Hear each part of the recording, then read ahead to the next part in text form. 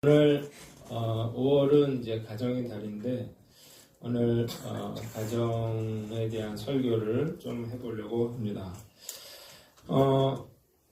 제목은 신앙인의 정체성을 회복하라는 것입니다. 한번 따라합시다. 신앙인의 정체성을 회복하라.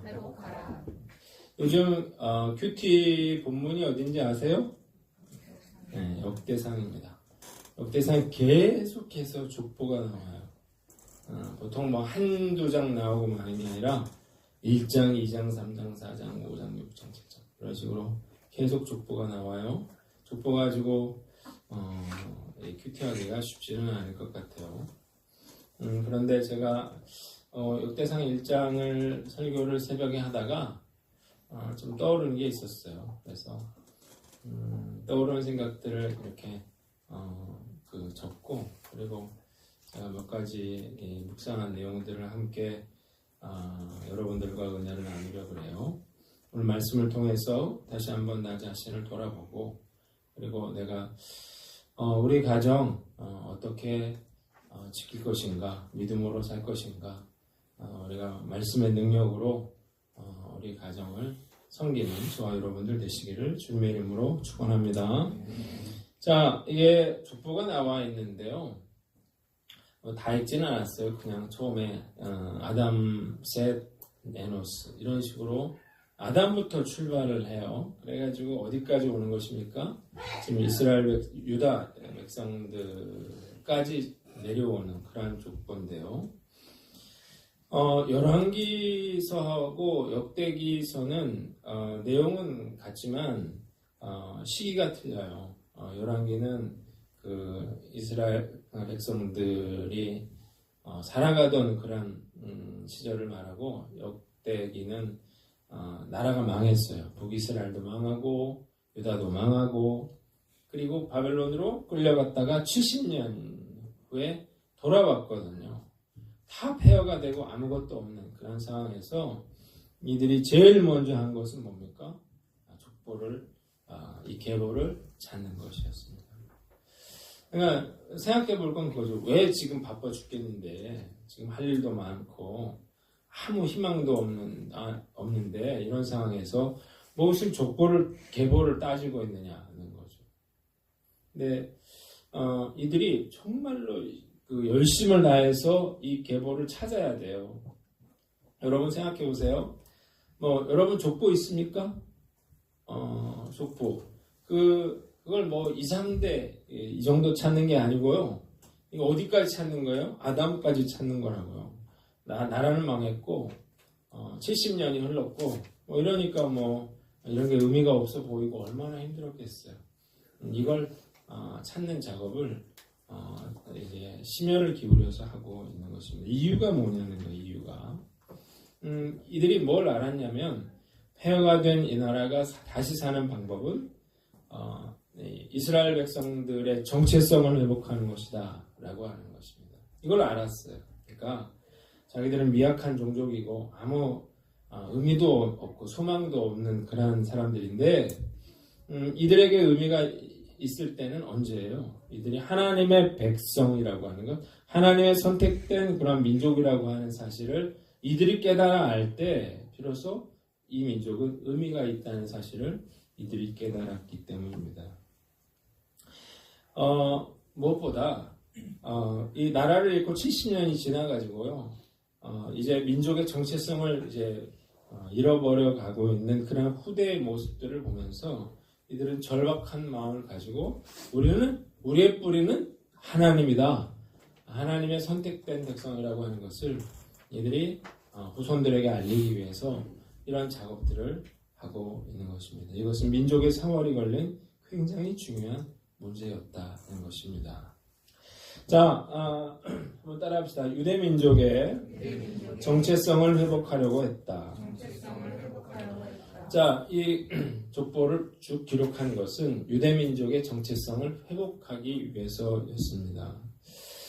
저는 이 말씀을 묵상하면서 이분들의 절박함이 좀 느껴지더라고요. 그리고 맞다는 생각이 들었어요.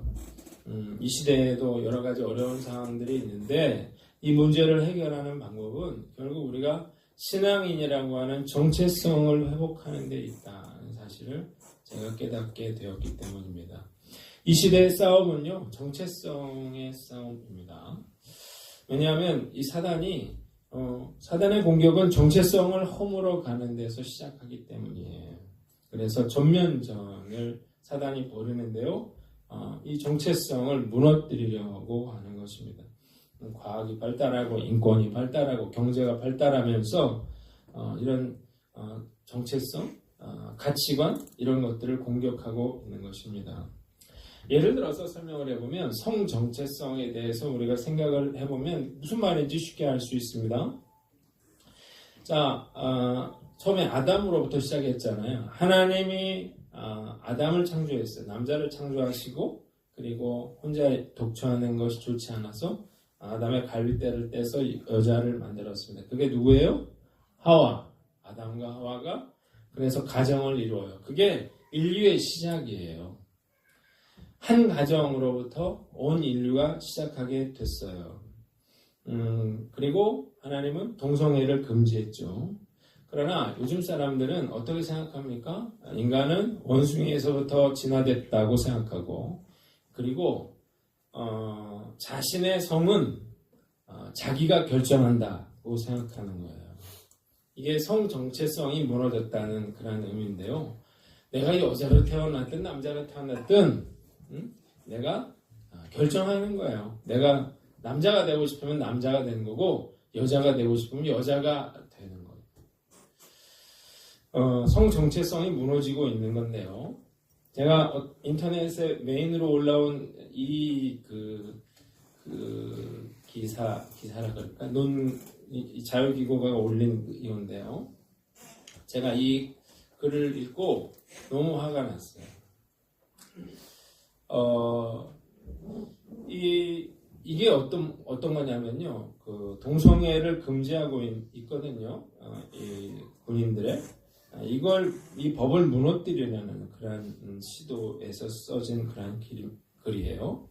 올 3월 달에 해군에서 이 동성애자 군인 하나를 이제 기소를 했는데, 이 상담관이 이제 뭐 고충에 대한 상담을 하다가 이 사람이 자기가 동성애자인 거를 털어놓은 거예요.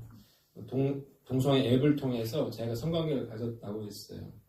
그러니까 이걸 상담관이 이 상부에 보고를 했고, 그래서 이 해군이 이 병사의 휴대 전화를 통해서 이제 그와 관계를 맺은 군인들을 색출하고 있는 것입니다. 그 이유는 뭐냐면 군형법 92조 6항에 군인으로 규정된 사람에 대하여 학문성교나 그 밖에 추행을 한 사람은 2년 이하의 징역에 처한다고 규정이 되어 있기 때문에 그런 거예요. 근데 이 글을 쓴 사람의 논리는 뭐냐면, 아니 자발적으로 두 군인이 성관계를 가진 게 무슨 국가에 피해를 줬느냐는 것입니다. 이걸 뭐 군용에서 내에서 한 것도 아니고 개인 시간에 합의하에 성관계를 가졌는데 과연 이게 무슨 군대의 군기를 위협하느냐는 거예요. 그러면서 피해자가 없는데 어떻게 형사처벌을 할 수 있느냐, 이런 논리인 거죠. 그러면서 당신이 군형법 92조 6항이 있어야 하는 것 아닌가라는 생각이 든다면 당신 마음속 잣대가 소수자에 대한 혐오로 흐려진 것이라면서 이 조항을 폐지하는 것은 국가에 맞서 국민 기본권을 지키기 위한 우리의 싸움이 되어야 한다. 그걸 들으면서 이 법은 있어야지 생각하는 건 뭐라는 거예요? 성적 소수자를 차별하는 그런 잘못된 생각이 빠져 있다고 말하는 것입니다. 여러분 한번 생각해 보세요. 동성애가 허락된 그런 군대를 생각해 보세요. 군대는 상명하복의 조직인데요. 뭐 군인들이 막 샤워하고 그러잖아요. 근데 어떤 애가 갑자기 어라! 그러면 어떻겠어요? 그 샤워실을 따로 둬야 되는가? 군대에서? 남자용 샤워실과 여자용 샤워실을 따로 둬야 되는 거? 말도 안 되는. 만약 저는 아들이 있다면 그런 군대 못 보낼 것 같아요. 그게 합법화 된다 그러면. 이 사람들이 피해가 없다 그러는데 왜 피해가 없겠어요? 그걸 만약 그게 해지된다 그러면 군대 내에서 동성애가 이루어진다 그러면 얼마나 그 부모들이 고통받고 그걸 두려워하는 그런 사람들이 있겠느냐고. 피해자가 있죠, 당연히. 요즘에 인권 의식이라는 게 참 이상하다는 생각이 드는 게 뭐냐면 가해자의 인권은 보호를 해주는데 피해자의 인권은 무시된다고 하는 것입니다. 여러분, 내가 나를 누구라고 생각하느냐고 하는 것은 이 정체성의 문제는 굉장히 중요한 것입니다. 왜냐하면 자기가 생각한 대로 행동하게 되기 때문에. 남자가요, 자신을 여자라고 생각하면 나는 여자야. 그러면요, 그때부터 여자 옷을 입습니다. 그때부터 여자로 머리를 하고요, 화장을 한다고요. 그리고 목소리도요, 여보세요? 이렇게 말을 해요. 그래가지고 예전에 그 성전환 수술한 그 연예인인가요? 그분이 평소에는 이랬어요 저랬어요 그러다가 술 마시니까 갑자기 왜 그래? 막 이랬다는 거예요. 예, 그러니까 술 마셔가지고 자기 그냥 그게 나온 거잖아요. 반대로 여자가 자기를 남자로 생각하면요, 머리 스포츠머리 딱 깎고요, 그리고 막 뭐 남자처럼 입고 남자처럼 말하고 행동을 하는 거죠. 왜 그래요? 자기가 남자라고 생각하기 때문에 그러는 거죠. 정체성이라는 게 얼마만큼 중요한지를 보여주는 그런 예입니다. 제가 왜 이런 얘기를 하냐면, 우리가 뭘 하지 말아라 이런 식으로 해가지고는 우리가 그리스도인답게 살 수가 없어요. 중요한 건 딱 하나면 돼요. 우리가 하나님의 자녀라고 하는 정체성을 가지면요, 그러면 내가 하나님의 자녀니까 하나님의 자녀답게 살아야지 하는 그런 마음을 갖게 돼요. 생각을 하게 돼요. 그래서 이것도 하지 않고 저것도 하지 않게 되는 거라고요. 요셉이라고 하는 사람이 창세기 39장에 나와요. 여기 보디발의 아내가 요셉을 유혹한 이야기가 나옵니다. 성경에 보면 날마다 졸랐다 그래요. 날마다 나와 동침하자 그랬단 말이에요. 요셉이 얼마나 괴로웠겠어요. 자기는 이제 노예인데, 만약 이 청을 거절했을 때 이 여자가 화가 나면 어떻게 되겠어요? 자기가 죽을지도 몰라요. 그리고 실제로 거절했더니 어떻게 됐습니까? 강간범으로 몰려가지고 감옥에 가게 되잖아요. 그걸 알면서도 요셉이 거절을 해요. 뭐라고 거절을 하냐면요, 여기 보니까 그런즉 내가 어찌 이 큰 악을 행하여 하나님께 죄를 지으리까, 이런 말을 한다. 요셉은 뭘 알고 있었습니까? 내가 당신과 동침하는 것은 하나님께 죄를 짓는 거라고 하는 사실을 그는 알고 있었습니다. 왜 그래요? 자기가 하나님의 백성이라고, 하나님의 자녀라고 하는 그런 정체성이 있었기 때문입니다. 요즘 우리나라 이혼율이 실제로 40%가 넘는다 그래요. 여러분, 이혼 사유가 뭘 것 같아요? 대표적인 이혼 사유, 그거는 불륜이라고 합니다. 아내들이 이제 착각하는 게 있어요. 남편한테 이렇게 협박을 하는 거예요. 야, 너 여자가 얼마나 촉이 있는 줄 알아? 너 바람 피면 내가 다 알아. 바람 피면 끝이야. 이렇게 얘기를 한다고요. 그리고 겁을 줘서 바람을 못 피게 하려고 해요. 그런데요, 재밌는 건 뭐냐면 남자도 생각하는 게 있다는 거예요. 남자는 뭐라고 생각해요? 딴 남자는 다 들켜도 나는 안 들켜. 이런 생각이 있다고요. 그러니까 둘이 그렇게 이런 생각을 가지고 살고 있는데, 여러분 한번 생각해 보세요. 딴 여자에게 마음을 든 남자가 과연 그 아내를 두려워할까요? 여자가 착각하는 거거든요. 마음이 딴 데가 있는데 그 여자가 뭐 어떻든 아무 문제가 안 되는 거예요. 그러다 보니까 가정이 쉽게 이제 깨지는 건데요. 그러다 보니까 젊은이들이 그렇게 이혼하느니 아예 결혼 안 하겠다 이렇게 생각하는 거죠. 문제는 이래서 결혼하고 저래서 결혼 안 하고 이래서 애 안 낳고 이러다 보니까 출산율이 지금 최저인데요. 이게 지금 심각한 문제입니다. 왜냐하면 나중에 군대는 누가 갈 거냐고요. 애들이 없는데. 나중에 그 세금은 누가 낼 거냐고. 연금은 누가 내줄 거냐고. 내가 받으려고. 이거 용병도 다 수입해 와야 되는 그런 상황에 처하게 될 거예요. 근데요, 여러분, 세계에서 이혼율이 가장 낮은 민족이 누군지 아세요? 유대인이라 그래요, 유대인. 그러면 유대인은 우리보다 더 뭐가 뛰어나서 그런가요? 제가 그게 아니라는 사실을 깨달았어요. 유대인들의 혼인 서약서라는 게 있다 그래요. 유대인들은 결혼할 때 신랑이 케투바라고 하는 혼인 서약서를 큰 소리로 낭독한다고 합니다. 제가 여기 계신 분들 중에 누구 결혼식에 갔었나? 결혼식에 갔을 때 우리 최상한 선생님 결혼식 때 갔었던 것 같은데, 갔죠 내가. 그래가지고 그 주례 하시는 분이 물었죠. 신부 오사랑 양을 머리 파뿌리 될 때까지 사랑하겠습니까? 그래서 어떻게 했어요? 어떻게 했습니까? 네. 네! 그러잖아요. 그거 다 여러분들 했을 거예요. 아승수 집사님도 했어요? 네. 다 했단 말이에요. 근데 그런 걸로 안 된단 말이에요. 그런 거 다 했는데 왜 이혼율이 40%야? 그렇잖아요. 그러니까 그런 걸로는 안 돼요. 중요한 건 여기에 뭐가 붙어 있다는 것입니다. 여기 그 혼인서약서에는 어떤 내용이 있냐면 남편으로서 아내를 지키고 사랑하겠으며, 이게 중요한 게 아니라 재산의 대부분은 아내 것이다. 이런 내용의 결혼서약서가 있대요. 그래가지고 특이한 거는 그 결혼할 때 그 서약서에다가 이혼을 할 경우에 아내에게 줄 위자료를 써놨대요. 혼수를 포함해서 아내가 가져온 재산, 위자료까지 상세하게 기록을 해놨다는 거예요. 그러니까 네! 한다고 이혼하는 게 아니고 돈을 줘야 되기 때문에 결정적으로 이혼을 할 수가 없는 것입니다.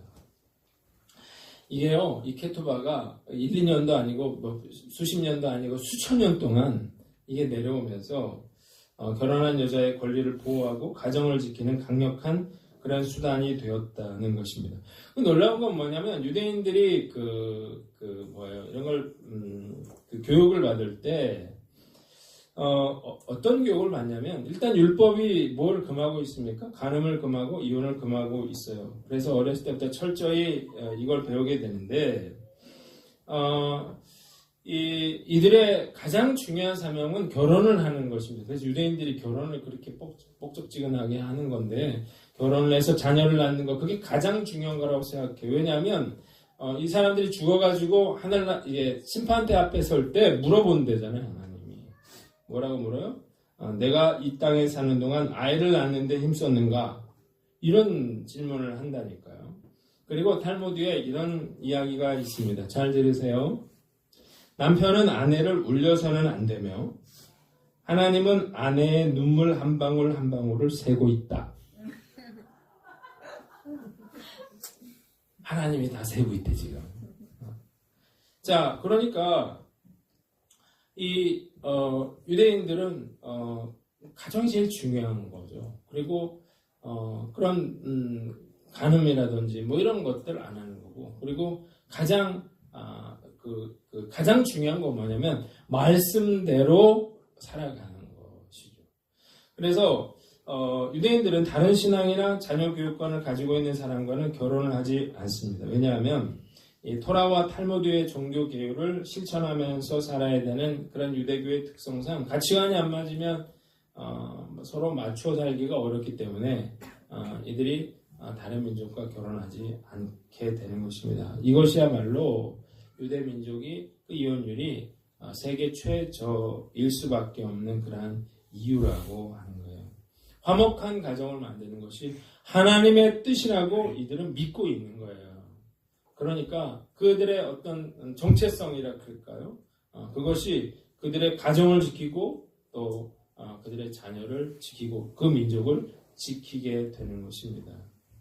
역대기자는 이걸 알았던 거예요. 그래서 이 민족이 망한 거는 이들이 하나님을 떠났기 때문이라는 사실을 알았어요. 그래서 이들은 다시 한번 어떻게 해요? 뿌리를 찾아가면서 우리의 뿌리가 바로 하나님이다. 우리는 하나님의 백성이다. 우리가 이걸 잊지 않으면 우리가 하나님의 놀라운 축복을 받게 되고 우리는 정말로 영향력 있고 의미 있는 민족이 된다고 그들은 믿고 있는 것입니다.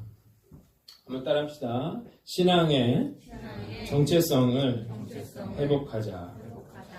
여러분, 뭐 이것도 하지 말고 저것도 하지 말고 바람도 피우지 말고 뭐 거짓말도 하지 말고 이렇게 해서 그런 게 되는 게 아니에요. 중요한 건 뭐예요? 내가 하나님의 자녀라고 하는 정체성을 회복하면 다 그걸로 끝나는 것입니다.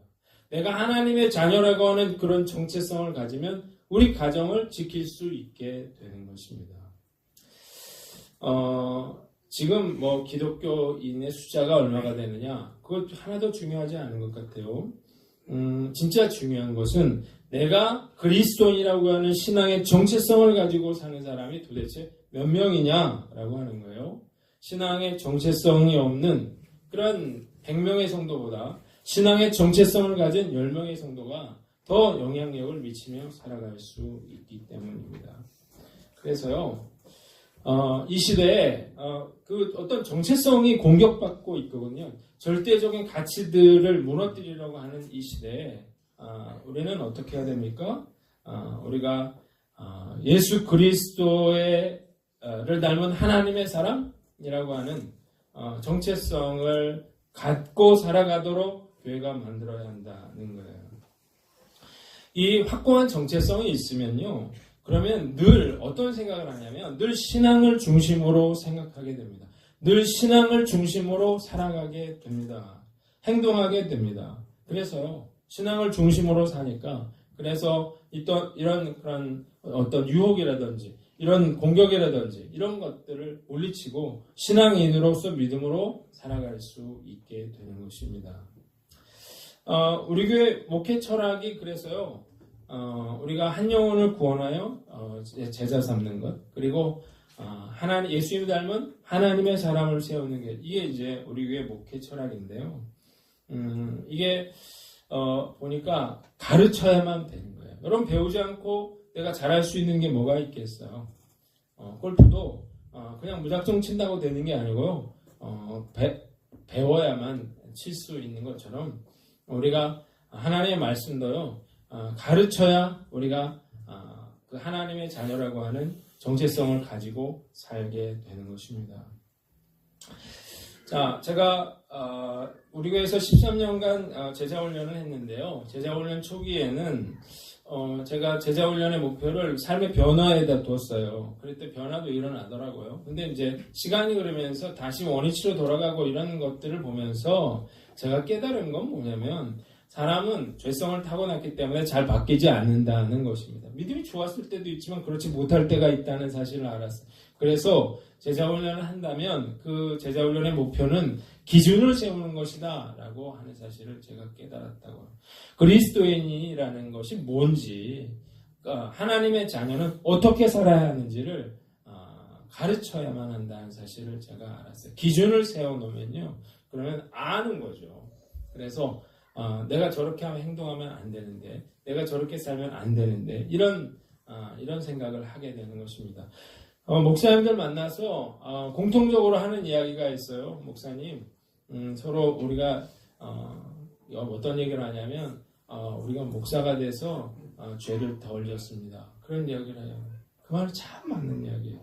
제가 목사가 돼가지고요, 늘 어떤 생각을 하냐면 나는 목사다라는 생각이 있어요. 그러니까 행동 거지에 조심하게 되고, 말하는 걸 조심하게 되고, 생각을 조심하다 보니까 생각보다 죄를 덜 지면서 살았어요. 그리고 죄 지을 시간에 하나님의 일을 감당하면서 사는 것이 얼마나 감사한지 모르겠어요. 정체성이라고 하는 것 얼마나 중요한지 모릅니다. 그래서 교회는 한 사람이라도 예수님을 닮은 그런 하나님의 사람을 키워내야만 하는 것입니다. 이것이야말로 우리가 어떤 희생과 수고를 감수한다 하더라도 끝까지 감당해야 할 그런 시대적인 소명이라고 저는 생각하는 거예요. 여러분, 우리는 잘 안 변합니다. 근데 이게 어떻게 해야 되냐면, 우리가 하나님의 자녀처럼 행동해야 되는 거예요. C.S. 루이스의 순전한 기독교라고 하는 책에 이런 얘기가 나와요. 가장합시다 라는 그런 챕터에, 하늘에 계신 우리 아버지요 그랬는데, 하늘에 계신 우리 아버지라고 말할 수 있는 사람은 예수님밖에 없잖아요. 우리는 예수님이 아니잖아요. 근데 어떻게 아버지라고 부르냐는 거예요. 그러면서 우리가 예수님처럼 될 수는 없지만 이 땅에서 우리가 하나님의 아들이라고 그렇게 생각하면서 하나님의 아들처럼 그렇게 가장하면서 살기를 원하신다는 것입니다. 그러니까 여러분 그거 아시죠? 못생긴 사람이 자기 얼굴 감추기 위해서 이렇게 가면을 쓰고 살았대요. 그랬더니 나중에는 진짜 잘생긴 사람으로 변해됐다는 이야기가 있습니다. 우리가 하는 척하면 그러면 현실이 될 수 있습니다. 그래서 생각이 중요하다고 생각해요. 예쁘고 못생긴 거는 정말 자기 주관인데요. 주관에 따른 거예요. 근데 내가 스스로 내 생각을 나는 못생겼다고 생각하면요. 그 사람은 못생긴 사람이에요. 나 스스로 나는 못생겼지만 나는 잘생겼다, 나는 예쁘다고 생각하면요. 그럼 자꾸 꾸미게 되고 자꾸 바라보게 되고 가꾸게 되고 그래서 정말 예쁜 사람이 되는 것입니다.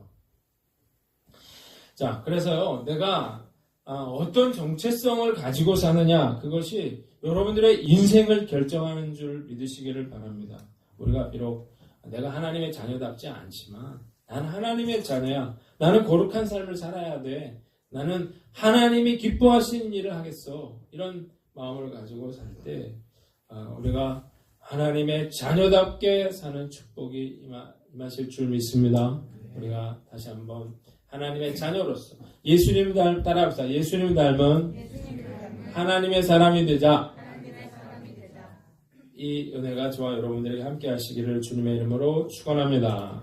두 번째는 자녀들에게 신앙의 정체성을 심어주자는 것입니다. 한번 따라합시다. 자녀들에게 신앙의 정체성을 심어주자. 요즘에요, 정말 학교가 무너져 가고 있습니다.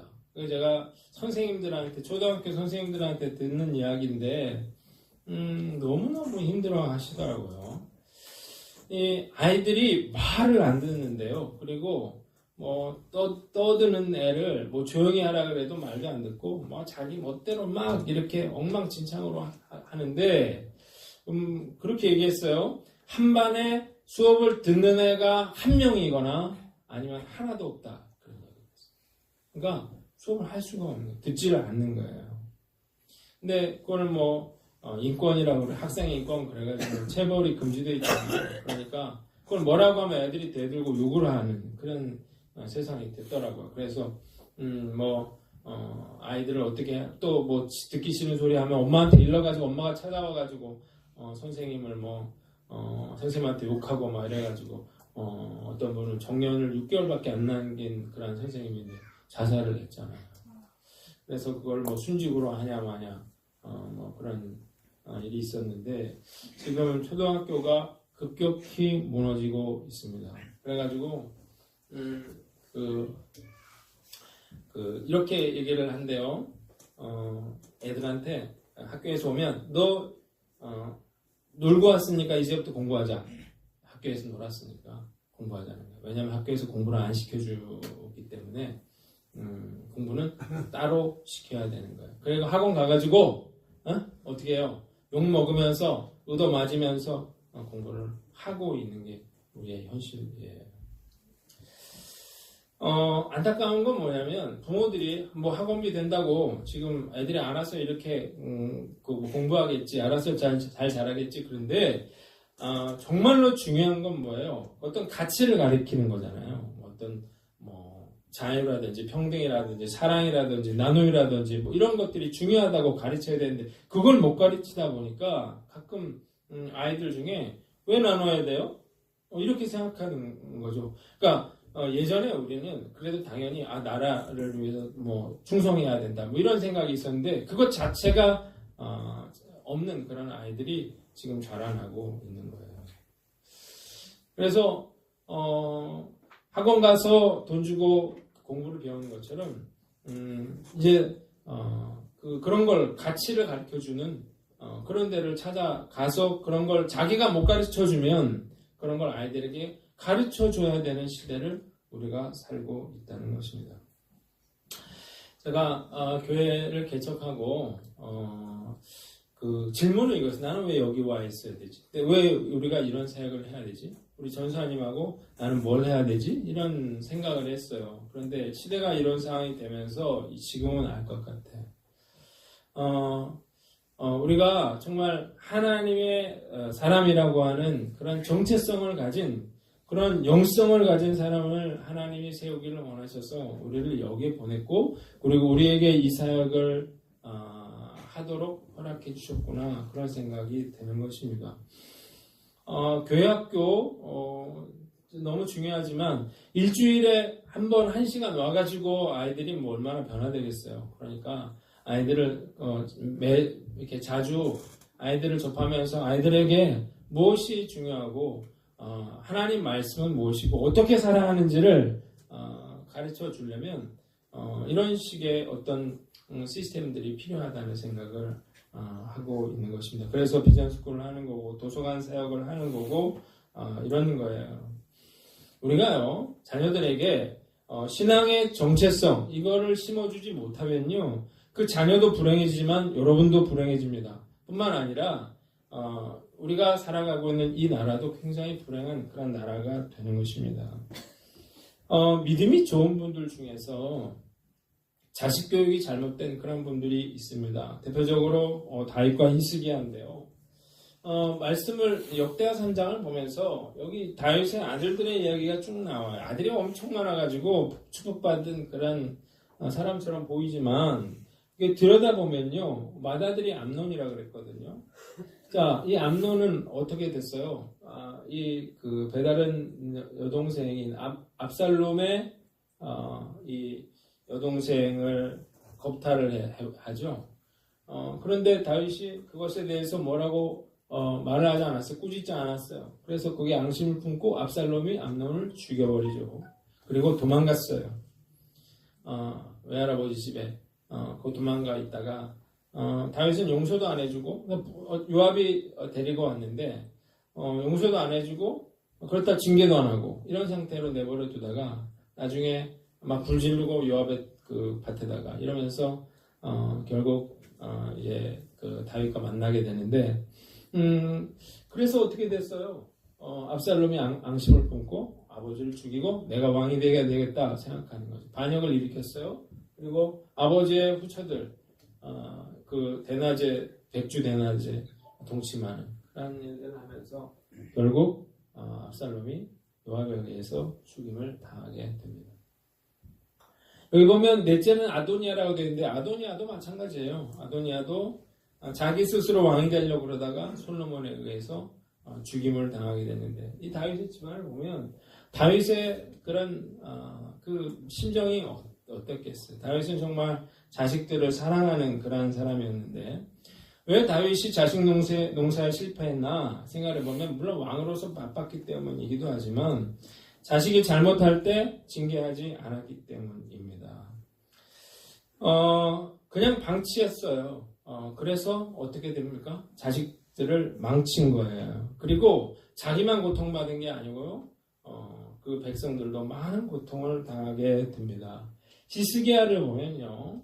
히스기야는 제 역대급으로 그 믿음의 사람이고 최고의 신앙을 가지는 그런 왕이었습니다. 그런데 그 아들 므낫세는 유다 역사상 전무후무한 그런 철저한 그런 죄악의 길을 걸었습니다. 어떻게 이런 아들이 나올 수 있느냐? 이 므낫세는요, 그 이사야 선지자를 그 톱으로 잘라 죽였다 이렇게 전승에 나올 만큼 많은 사람들을 죽이고 우상숭배 끝을 보여준 사람. 그래서 하나님이 유다를 내가 멸망시키겠다고 결정해버리는 그런 일이 되거든요. 근데 도대체 왜 이렇게 됐느냐는 것입니다. 이유가 있어요. 이 죽을 병에 걸렸다 나았거든요. 바벨론의 그런 사절들이 찾아왔더니 다 보여줬어요, 왕궁에. 그래서 이사야 선지자가 책망하죠. 오늘까지 조상들이 쌓아두었던 것이 바벨론으로 옮김 되고 자식들이 사로잡혀 바벨론 왕궁의 환관이 될 거라고 경고를 하는데 히스기야가 뭐라고 말합니까? 여기 보니까 이사야에게 뭐라고 해요? 당신이 전한 바 여호와의 말씀이 선하니이다 하고 또 이르되 만일 내가 사는 날에 태평과 진실이 있을진데 어찌 선하지 아니하리요. 지금 물론 뭐 하나님의 뜻에 순종해야 되겠지만 뭐라고 말해요? 내가 사는 날에 태평과 진실이 있다고 얘기를 하면서 나하고 상관없는 일이기 때문에 다행이라는 그런 이야기를 하고 있는 것입니다. 히스기야가 자녀 교육에 관심이 없었던 것 같아요. 왜 그랬냐? 늦게 본 아들이라 그랬을 수도 있는 것 같고, 어쨌든 그래서 므낫세가 히스기야가 이루었던 모든 종교 개혁들을 다 무너뜨리고 결국 나라를 망하게 만들었는데, 이 모든 책임은 히스기야에게 있습니다. 어떤 통계에 보니까 범죄자의 79%가 응석바지로 자란 아이들이라 그래요. 다 하고 싶은 대로 그렇게 하도록 내버려 뒀더니 죄를 짓는 사람이 되더라 하는 것입니다. 그래서 성경은 뭐라고 얘기합니까? 회초리로 아이들을 다스려라고 말하는 것입니다. 여러분, 아이들이 그 말을 시키는 대로 하려면 두 가지가 필요한데요. 하나는 뭔가 자기에게 이득이 있어야 돼. 너 뭐 사줄게, 이거 해, 이렇게 한다든지, 아니면 너 핸드폰 하게 해줄 테니까 너 이거 좀 해라, 그러면 합니다. 또 하나는요, 하나는 나에게 불이익이 있으면 그 일을 합니다. 이거 안 하면 너 맞아, 뭐 이런 식으로 한다 그러면 무서워서라도 하는 거죠. 회초리를 때리라는 거는 애들을 때려 죽이라는 게 아니고, 회초리를 때리라는 거는 너 말씀대로 하지 않으면, 너 잘못된 행동을 하면 너 혼난다고 하는 걸 아이들에게 알려주라는 거예요. 때리라는 게 아니라. 그게 있어야 아이들이 하지 마라 했을 때 아이들이 안 하는 거지. 아이들이 자기에게 아무런 불이익이 없는데 자기 멋대로 하는 거죠. 여러분, 제가 그 얘기 들었어요. 초등학교에 선생님이 애들을 체벌을 못하니까 초등학교 아이가 자기 친구를 200대를 때렸대요. 따귀를. 여러분, 그러니까 걔네들이 폭력을 행사하는 거예요. 아이들은요, 어른들이 잘못 생각하고 있는데 저절로 알아서 철들 것이다. 그렇지 않습니다. 가르쳐야 돼요. 바른 가치관, 바른 인생관을 아이에게 무엇이 옳고 무엇이 그른지, 하기 싫더라도 그것을 왜 해야 하는지를 가르쳐야만 하는 거예요. 이걸 못하면, 이걸 못 받으면 결국 자기 멋대로 인생을 사는 거예요.